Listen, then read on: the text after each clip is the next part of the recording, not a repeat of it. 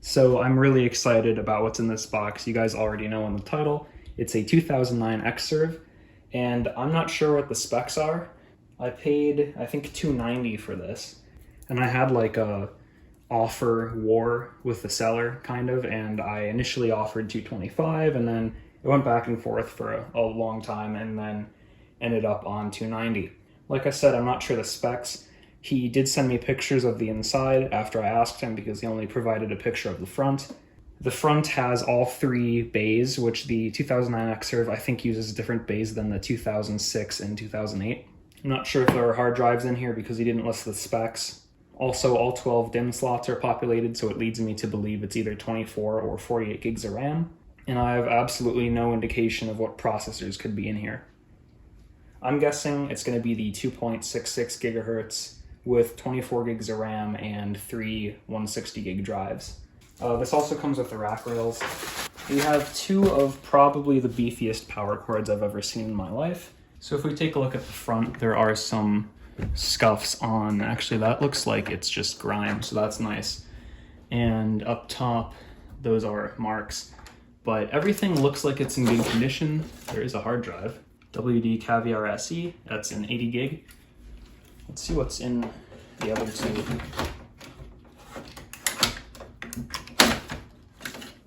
There's an SSD in there. That's awesome. 60 gig SSD and nothing in there. So there is a bit of a damage up here. You can't really see that. Let me take the tripod. It is bent, but I think I could pretty easily fix that if I wanted to. So that's pretty much okay. I don't think that was there in the listing, but I didn't really look very well. If we take a look at the back, there are dual power supplies, USB 2 I think, and FireWire 800, dual gig LAN, and our mini DisplayPort, along with our serial and our rack ID. These power supplies, I forgot what Xserves use. They are, I think, 750 watt. I can't really see the label too well, but we have two of them. That's really nice. And with that said, let's go ahead and open it up. So there is no SSD in the tray over there, but there is a RAID card in this particular system. And from what I understand, those batteries in the RAID cards can fail and the Xserve gets all wonky. But I've been looking at videos and tutorials of taking the battery module apart and putting a new cell in there, and that should fix it. Let's see what the RAM config is in here. Let's take out the random module, and we have 2 gig sticks, it looks like. So we have 24 gigs of RAM. I was right on that. And I think to view the CPU specs, I'm gonna power it up. It looks like there is a service label for a battery replacement in 2013.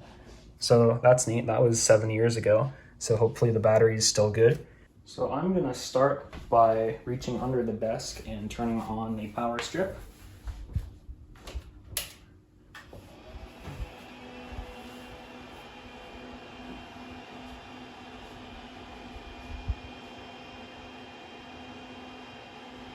And actually, I want to plug in the SSD.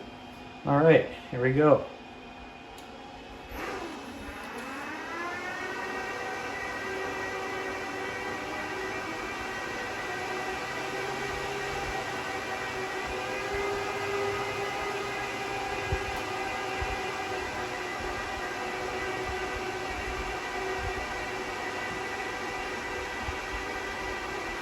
So it doesn't look like it's trying to boot into anything. Nope. The first drive is reading or something. Oh, it looks like it restarted actually. So I'm going to turn it off.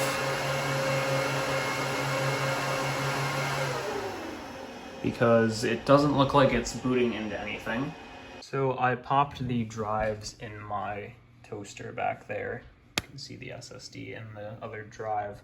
One doesn't mount because it can't be read by the Mac, and one mounts as a Windows drive. The SSD mounts as a Windows boot drive, it looks like. So the plan for the hard drive upgrades, or the hard drives I'm going to be putting in the system, are 3 Seagate Barracuda 1TB. These originally came out of the Mac Pro that is now my server. So these drive caddies are the SAS compatible ones, so that's kind of cool. They have the little cables in them are for SAS drives.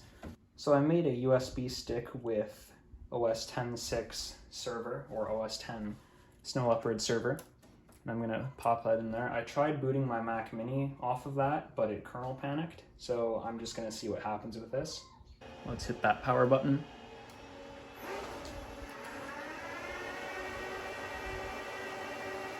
And I'm gonna hold down Option or Alt on this keyboard. And it looks like we can at least see the disk.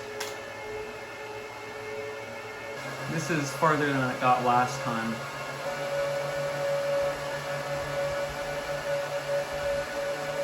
Looks like it doesn't want to boot. One last try. I just finished burning the El Capitan install USB. That's in the back. So it looks like we're in an installer. I brought a mouse over. We're going to go up to RAID utility. I've never used RAID utility. The battery is charging, it looks like. You can see there's kind of a weird effect. Bay 3 doesn't look to be recognizing any. I'm going to pop the drive back in.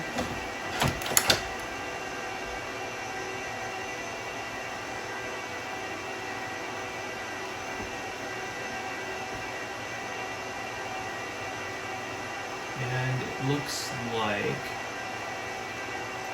the drive is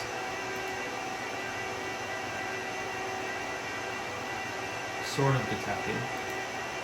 I'm gonna close RAID utility and go to disk utility. And I'm gonna erase that drive because I think that's my old Windows formatted drive. So it looks like the drive still isn't recognized. Let's go back to RAID utility here. So actually it looks like we have all 3 drives showing up, so never mind, we can delete that volume. And I'm going to put these in RAID 5 if I can, or whatever equivalent. So this is a weird issue. The volume CSO3, cold storage 3, is in use and can't be unmounted. So I'm going to go into terminal and unmount that drive manually. Disk util, unmount disk /dev/disk 3, I think it was. Nope, dev disk 2. Maybe we can do that. Could not be unmounted. Interesting. So I don't know how well you can see it, but we do have all 3 drives mounted, green, looking good. So let's go up to create RAID set. And that's cool, it automatically recommends RAID 5. It's interesting. So yeah, there we go. Create. I'm not sure how long this will take. Yeah, I just erased those in the MacBook. El Capitan was never good at erasing drives properly. So the RAID 5 just finished initializing. You can see that the battery is still doing its thing, but you can see our first RAID set is doing fine at 1.96 terabytes. So I think for right now I'm going to quit that, and I want to view the CPUs right away here. I'm going to type in the command for that. Check it out, we have the highest end CPU these could be configured with, the dual X5570s at 2.93 GHz. I think those are 6 cores as well each, so that's awesome. So with that taken care of, let's go and install OS 10. And I think that's all we have to do for the installation process until it reboots. Can I not install on a RAID set? So I think I figured it out. I clicked on the RAID set and create volume.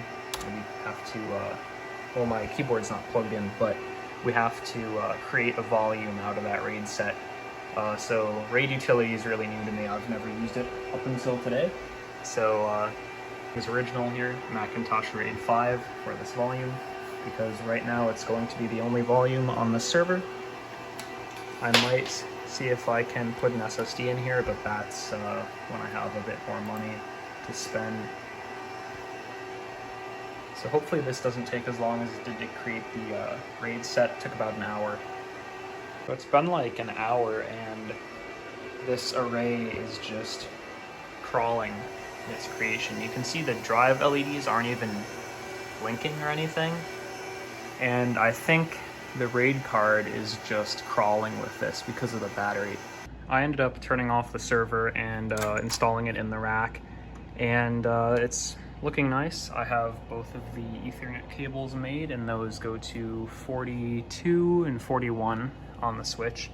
And yes, I know I'm using the PoE++ ports for those, but whatever. I waited for a long time to get these drives, or the volume on the RAID 5 array initialized, and wouldn't do it, so I put in the SSD out of the R710, and that's in there for now, and I'm going to be trying to install on that drive. I also have it hooked up to the KVM switch, and I forgot to turn that on, so we'll do that. So Alt is the command key on the Avicent and the boot menu key for the Mac, so that's kind of great. But you can see I have the El Capitan USB, which is blue now, and I have the EFI boot, which is the SSD. Let's go to El Capitan, and I'm gonna redo the KVM stuff off camera. Actually, this happened. Guess I'm gonna have to make a new one of those. So I just began installing Yosemite, and that's not good. So El Capitan and Yosemite didn't install, so I'm gonna try Mountain Lion now. I guess the errors I would get that would come up were caused by some kind of expired certificate, and the only way to fix that is to re-download from Apple, which isn't really something I can do anymore, so I'm gonna just go with Mountain Lion for now. I'm not gonna have macOS be the dedicated operating system, and I am getting some Snow Leopard server install disks soon that I'm gonna install Snow Leopard server on this, as it's kind of semi-final OS. I'm probably going to put Ubuntu on this and run GNS3 on it, so ditch effort, try to get Leopard on this machine. So if you remember way back in the day, I have this Glyph hard drive here, and it has 10.5.4 on it, I think. It has a recovery partition, that's just the Leopard installer, and I'm going to be trying to boot off this across FireWire target disk mode with this to this. So this is going back like pretty old school stuff. I don't even know which key is the T key, so worked. Can't reach the power button, so let's do this manually. Did I click it? There we go. So I am booting this into target disk mode. There we go. Let's turn on our FireWire drive. Not even sure if this works anymore. Doesn't sound like it's clicking. So if I turn on the server, go over here to the KVM menu, which isn't working because it's not plugged in. I'm gonna hold down Option, but like I said in one of the last clips, Alt is the command key for the KVM and the boot menu key for the server, so they don't really get along. And when you hold down Alt or Option when the keyboard's plugged into the KVM, it doesn't pass that signal through to the Xserve. So I'm just going to hold that down for a while and then switch the keyboard over to the KVM and go from there. Good news, we have our PowerBook clone. That was my original PowerBook G4. That was never covered on the channel. We have Leopard Recovery Clone, so we're going to boot into that. Well, I couldn't get it to boot into the recovery volume, but I was able to get it to boot the original PowerBook's installation, so I'm just going to go from there. I think I'm going to boot into that OS, enable screen sharing, and then clone the drive or something. Don't really know, but I might also plug in my iMac down here, but it's kind of heavy. I don't really have a good place to put it. Good news though, the activity light on the drive is flashing, so I think this drive is still good. I want to make another backup of it because I have 3 already somewhere, but never hurts to be safe. Immediately I met with this, kind of interesting. So I think I'm actually going to partition the SSD 2 ways, and then I'm going to clone the installer to one partition and install on the second partition because, you know, I think it would just work that way. So I'm going to select 2 partitions. Haven't used this old disk utility in a long time. We're going to do the first partition as, let's go with 35 gigabytes as I kick the mouse across the room by accident. So the other partition is going to be 200 roughly. And then we're going to name the first one installer and the second one Xserve SSD. Apply. And this is the, I think I showed this on the video, but this is the PCIe SSD that's in that slot right there. So looks like we're done with that. And we can close that. Go to, you can see we have installer and Xserve SSD. If we go to PowerBook clone, and then applications, carbon copy cloner, Leopard recovery clone, and installer. And this shouldn't take too long. That partition's only like 10 gigs. So it begins. Anyway, more on the battery. So we can force the write cache to be on, and it's kinda not recommended, but we're just testing right now until I get that battery fixed. So I think I'm gonna do that. I'm gonna wait till the new OS is installed first though, I think. If I can't get this to work with me cloning the installer to the SSD, then I'm just gonna clone this PowerBook backup to the SSD, and hopefully that works. You can close that, quit all of this, and restart. I think I have 2 keyboards plugged in now, just to have some better control over what's going on. Of course, the Xserve only has 2 USB ports on the back, so it's kind of a pain, but we're gonna plug in our keyboard. I guess I could show you guys that. And we can just hit enter on,